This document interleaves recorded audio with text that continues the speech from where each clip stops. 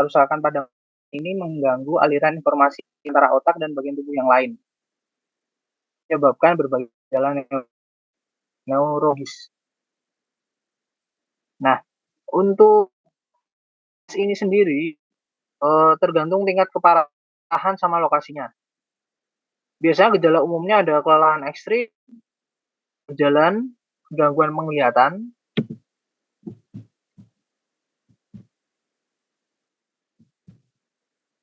terus ada masalah sensori, masalah kognitif, sama spasme otot.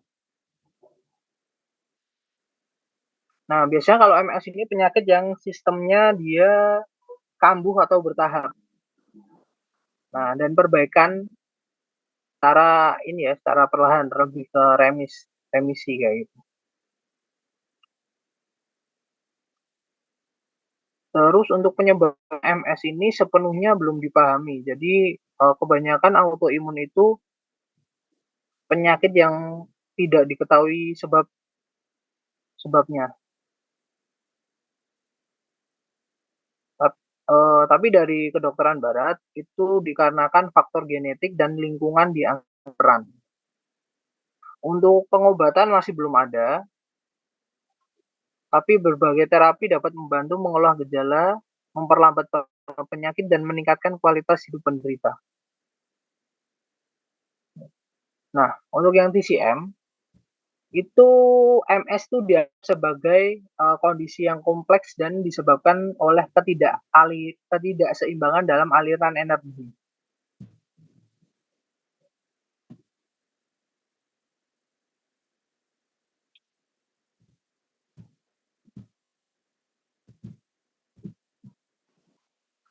Terus MS tidak hanya sebagai gangguan neurologis, tapi sebagai masalah sistemik yang melibatkan organ-organ dalam, seperti SWE dan C. Nah, untuk konsepnya dari TCM, itu biasanya kekurangan dan kelemahan C.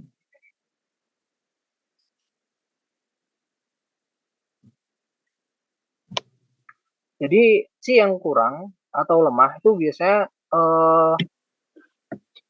tidak dapat menjaga fungsi organ, melindungi tubuh dari penyakit.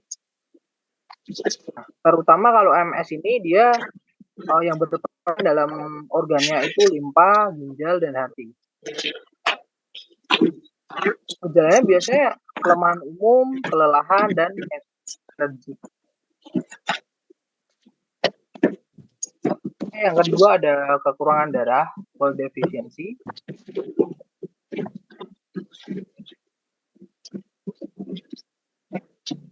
Nah, biasanya kalau di MS itu kekurangan darah dapat menyebabkan tubuh tidak dapat memberikan nutrisi pada sistem saraf secara memadai, yang berperan menjadi kerusakan saraf. Biasanya kalau kekurangan darah ini menyebabkan malnutrisi pada jaringan saraf, sehingga rasanya seperti berat, kesemutan, terus kayak lemes. Juga ada stagnasi C dan darah, perpaduan dari C SWE.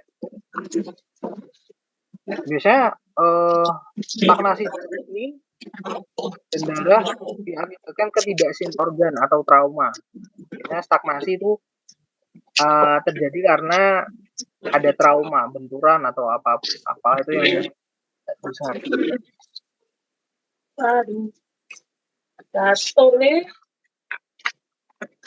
Mengganggu sirkulasi dan menyebabkan gejala seperti kekakuan, spasme otot seperti itu. Pada MS stagnasi ini sering terjadi di energi. Biasanya kalau stagnasi kebanyakan di meridian, lebih ke otot sama saraf.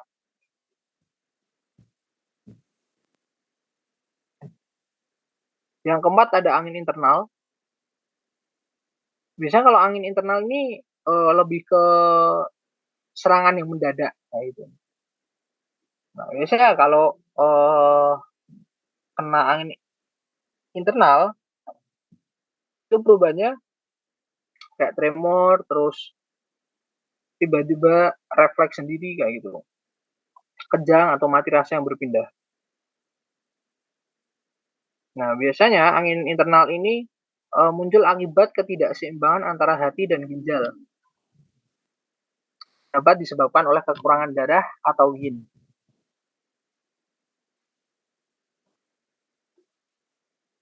Terus, angin internal dianggap sebagai tanggung jawab atau gejala seperti tremor, kelelahan otot, dan ketidakseimbangan gerak. Oke, sebelumnya ada yang mau ditanyakan terlebih dulu?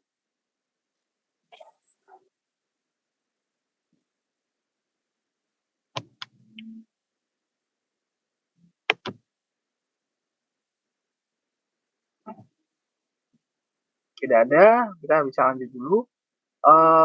Yang selanjutnya ada kelembapan lendir. Nah, biasanya kelembapan ini dianggap sebagai faktor patogen dalam PCM, dapat mengganggu fungsi tubuh, otak, dan sistem saraf. Nah, biasanya menyebabkan rasa berat di tubuh, kesulitan berpikir, atau kelelahan umum. Nah, biasanya kalau kelembapan atau lembab itu biasanya kalau bangun tubuhnya berasa.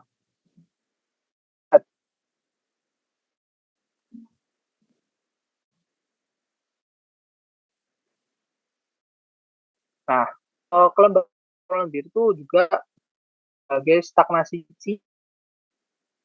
darah yang memperburuk gejala kaku otot, gangguan kognitif, dan kelelahan.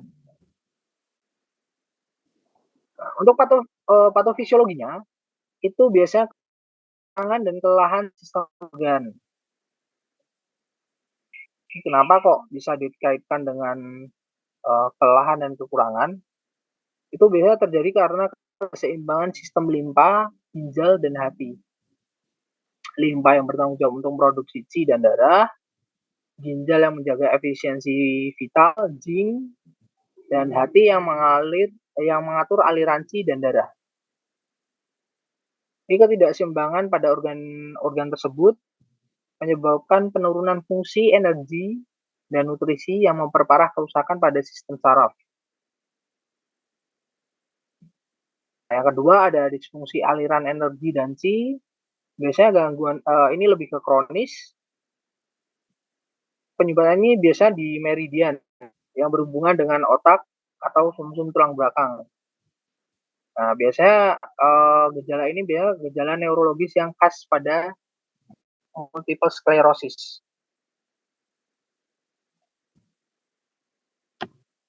Terus ada pengaruh faktor eksternal dan internal. Nah, biasanya kalau eksternal ini lebih ke angin, lembab, dingin, itu memperburuk ketidakseimbangan internal.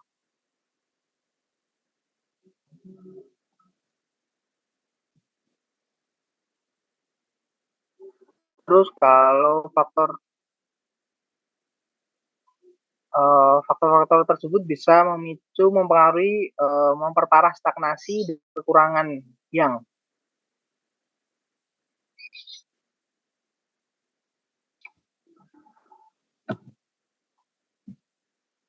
Terus berikutnya ada pengelolaan multiple sclerosis dalam TCM. Itu pengobatannya biasanya ada mempaci dan darah, bisa menggunakan herb, akupuntur, atau terapi yang lainnya agar dan darah itu dapat diproduksi. Terus ada menghilangkan stagnasi atau menyeimbang energi. Saya lebih kalau stagnasi itu akupuntur, untuk moksa, pijat, tuina, digunakan untuk memperlancar aliran energi dan darah, mengurangi stagnasi dan nyeri. Terus juga ada menyeimbangkan organ-organ vital. Nah, untuk penyimbangan organ vital ini biasanya untuk penyimbangan fungsi limpa, ginjal, dan hati.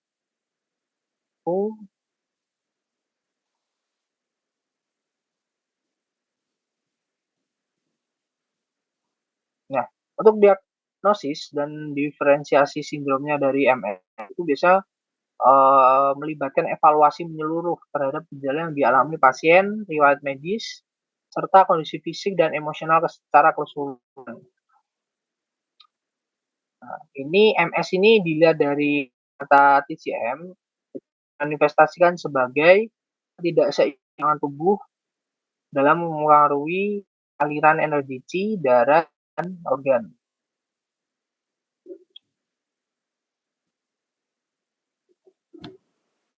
Proses diagnosisnya seperti biasa, wawancara, pemeriksaan fisik, lidah, nadi, terus ada riwayat.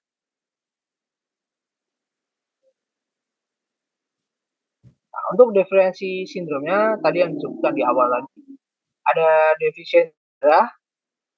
Gejalanya tuh lebih ke kelelahan ekstrim, wajah pucat, kelemahan otot, detak jantung lemah, sesak nafas, pusing, dan gangguan konsentrasi. Terus untuk pemeriksaan lidahnya, lidah pucat, tipis dengan lapisan putih tipis. Terus nadi lemah dan tipis. Nah, penjelasannya, kekurangan energi Qi dan darah menyebabkan ketidakmampuan tubuh untuk memelihara otot, saraf, dan mengakibatkan kelemahan fisik dan kelelahan.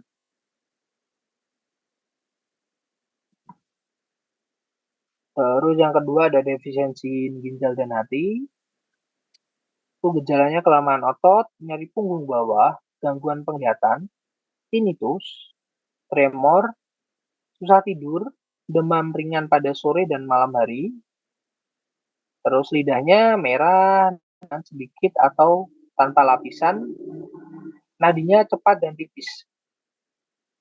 Nah, biasanya untuk kekurangan ginjal dan hati menyebabkan defisiensi cairan tubuh dan esensi yang mengarah pada kerusakan saraf dan otot jaringan.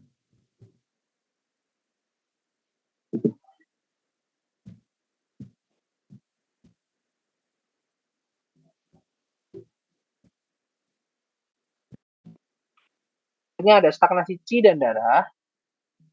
Itu ya nyeri tubuh yang menusuk, kaku otot, mati rasa, kulit kering, pembengkakan lokal, warna kulit, lidah ungu atau dengan bintik-bintik ungu, nadi yang tegang. Biasanya kalau stagnasi Qi dan darah itu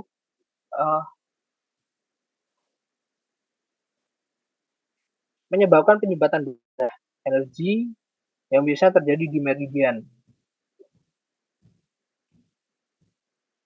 Nah, itu malah memperparah gejala seperti kekakuan dan mati rasa. Terus berikutnya ada penumpukan lendir dan kelembapan. Daya tubuh terasa berat, kepala pusing, kabut otak, kelelahan yang berkelanjutan, gangguan koordinasi, perasaan tertutup atau tertekan di dada. Nah, untuk tubuh yang terasa berat itu ciri khasnya dari kelembapan.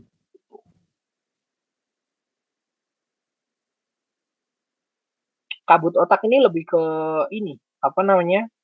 Lebih ke orang gampang pelupa. Untuk lidahnya, lidah besar dengan lapisan tipis, lapisan putih tebal,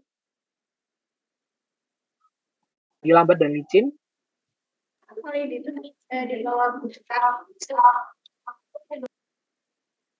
Penumpukan lendir kelembapan menghambat aliran Qi dan darah, menyebabkan perasaan berat, gejala gangguan mental. Terus ada angin internal, itu gejala tremor, kaku mendadak, pusing, kram otot, mati rasa yang berpindah, serangan mendadak, dan kelemahan. Lidahnya lidah getar, merah dengan sedikit lapisan.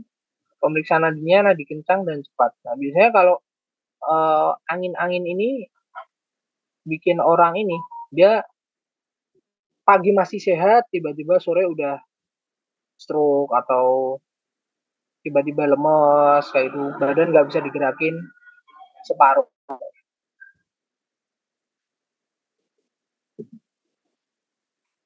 Nah, penjelasannya, angin internal dihasilkan dari ketidakseimbangan organ atau ginjal yang menyebabkan gerakan mendadak dan tidak terkendali pada tubuh. Nah, untuk obatannya biasa berdasarkan diferensiasi sindrom itu ada herb, ada akupuntur, sama tuina, sama moxibusi. Nah, untuk titiknya biasa ada payuhi,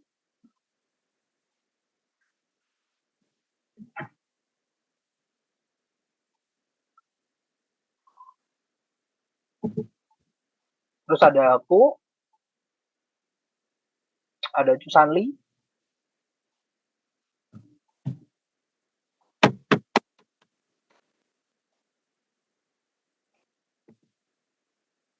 terus ada sanjinjau,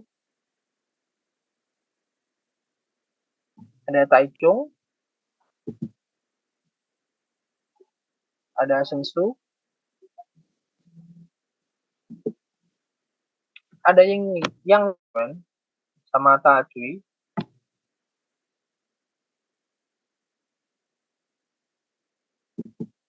terus ada taisi, ada hausi,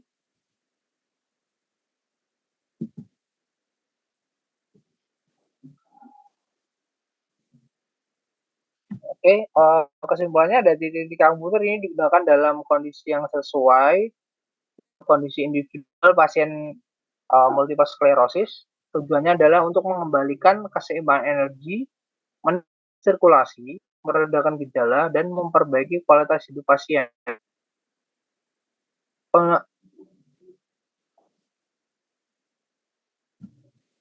Yang berarti selain mengatasi gejala fisik, akupunktur juga berfokus pada keseimbangan emosional dan mental. Untuk daftar pustaka,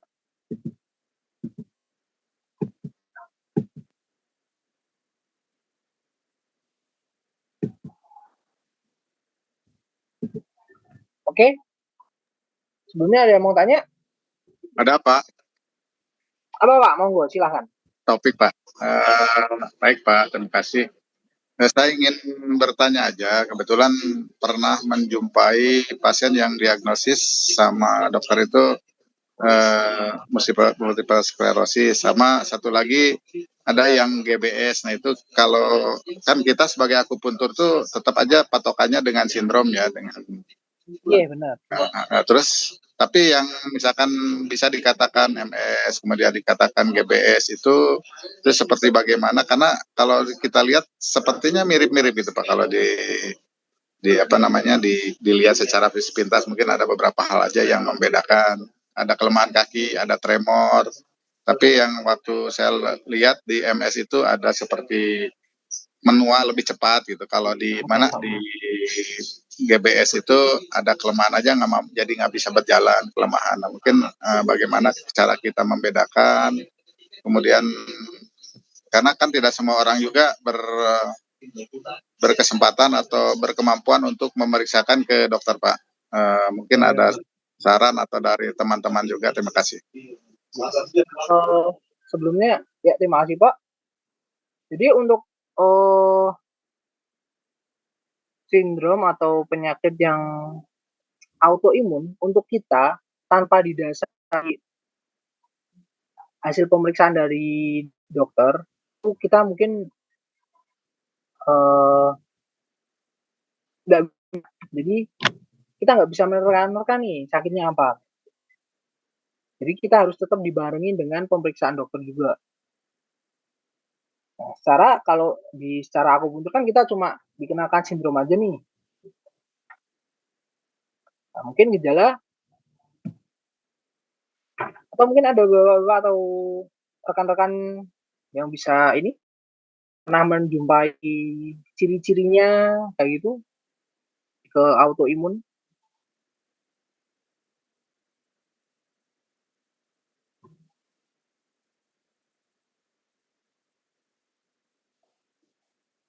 Monggo bisa sharing juga. Kalau untuk saya pribadi, saya menanganin kasus autoimun belum pernah. Nah, makanya saya kita bisa sharing soal pengalaman rekan-rekan yang pernah menangani kasus autoimun. Mohon izin Bapak. Ya, monggo silakan. Ya, saya Idris Kurniawan. Kebetulan beberapa minggu kemarin saya dapat pasien autoimun